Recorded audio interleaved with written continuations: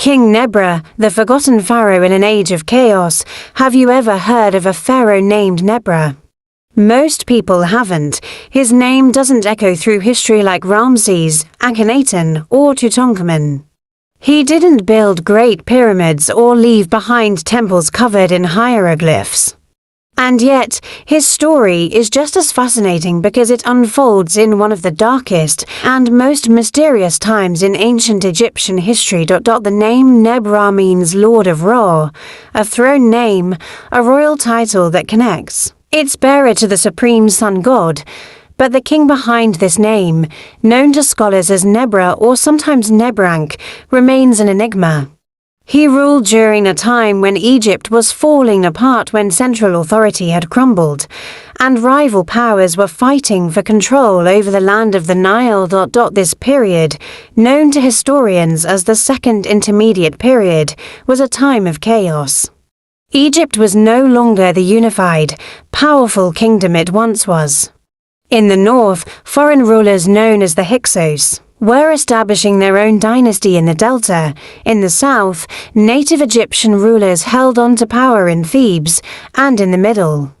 A patchwork of local rulers, some remembered, many forgotten, each claiming the title of Pharaoh. Nebra was one of these kings. His reign was not marked by military conquest or architectural marvels, but by the struggle to survive in a fractured land.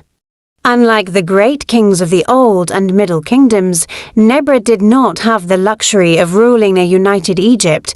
He was likely a regional ruler, perhaps centered in Middle or Lower Egypt, trying to assert control in a time when the very idea of kingship was under threat. So how do we even know he existed? The evidence is faint, but it's there hidden in fragments of history. His name appears in some royal king lists, and more importantly, on scarabs. Scarabs were small amulets or seals used in official documents, trade, and religious ceremonies. One scarab, discovered in the Nile Delta, clearly bears the throne name Nebra. This tiny artifact may be just a few centimeters in size, but it speaks volumes. It suggests that Nebra's rule, or at least his influence, reached into the north, an area that was also contested by the Hyksos. But there are no statues of Nebra, no temples, no long inscriptions praising his achievements. It's as if history tried to erase him but failed. And that is what makes him so fascinating. To be a king in this period was not to live in glory, but to struggle for recognition, in a time when many rulers could not even guarantee control over their own cities. Claiming the title of pharaoh was itself an act of ambition, maybe even defiance.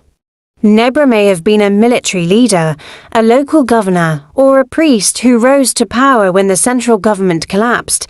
He may have ruled only briefly. But for that brief time, he wore the crown of Egypt. In a way, Nebra represents all the forgotten rulers of history, the ones who led not in times of prosperity, but in times of collapse. His story is the story of survival, of political fragmentation, and of the human desire for legitimacy and legacy. We don't know what kind of man Nebra was. We don't know how he came to power, how long he ruled, or how his reign ended, but we know he existed.